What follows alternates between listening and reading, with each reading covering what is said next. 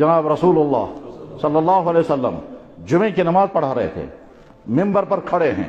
اور خطبہ سٹارٹ ہو چکا ہے، درمیان سے ایک آدمی کھڑا ہو گیا، انہوں نے کہا یا رسول اللہ ہلکت الاموال وانقطعت السبل، یا رسول اللہ پانی نہیں اتر رہا ہے، بارش نہیں ہے،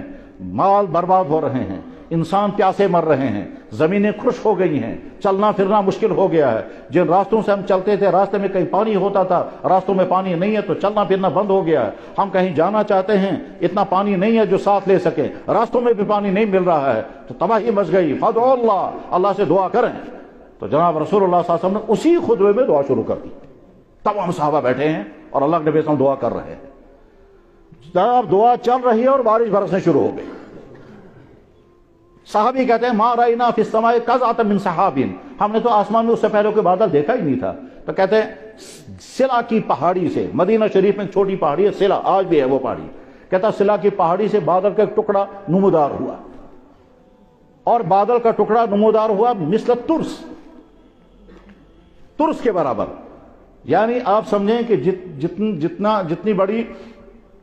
تسلا جتنا بڑا ہوتا ہے، یا آپ سمجھ سکیں برڈ جتنا برڈ چاہتا برڈ،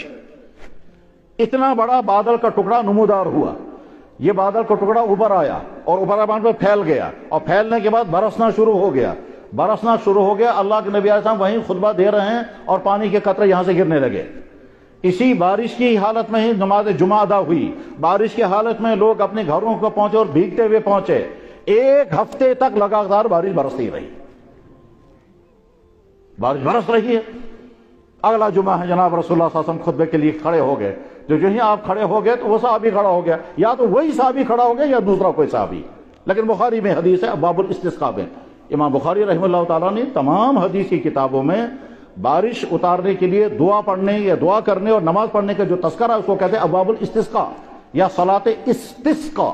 یہ استسقاء کا لفظ قرآن کریم میں بھی ہے، تو وہاں جہاں بخاری شریف میں اور حدیث کی دوسری کتابوں میں نماز استسقاء کا تذکرہ ہے، وہاں یہ حدیثیں موجود ہیں جو میں سنا رہا ہوں کہ وہ صحابی یا دوسرا کوئی صحابی کھڑا ہو گیا، انہوں نے کہا یا رسول اللہ ہلکت الاموال، یا رسول اللہ اموال برباد ہو رہے ہیں، پچھلے جمعے کو تو کہہ رہے تھے مال برباد ہو رہے ہیں خشک سالی کی وجہ سے، اور اب کہہ رہے ہیں مال برباد ہو رہے ہیں سیلاب کی وجہ سے، سیلاب آنے لگا ہے،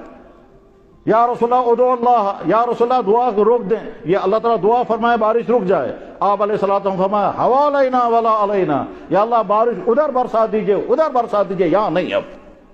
جمعے کی نماز ختم ہو گئی تو باہر جب نکلے تو دھوپ چمک رہی تھی،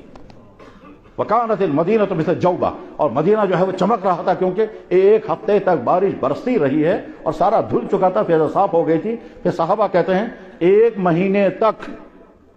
مدینے کی گلیوں میں پانی بہ رہا تھا، وادی قنات بڑی مشہور وادی ہے جو احد پہاڑ کے پاس سے گزرتی ہے اور مدینہ شہر کے درمیان سے گزرتی ہے، آج بھی وہ اس وادی کے کچھ آثار موجود ہیں۔ تو ایک مہینے تک وادی قنات سے پانی بہتا رہا اور سمجھتے رہے کہ سب چاروں طرف سے لوگ آ کر کہتے تھے بہت بارش ہو گئی، بہت بارش ہو گئی۔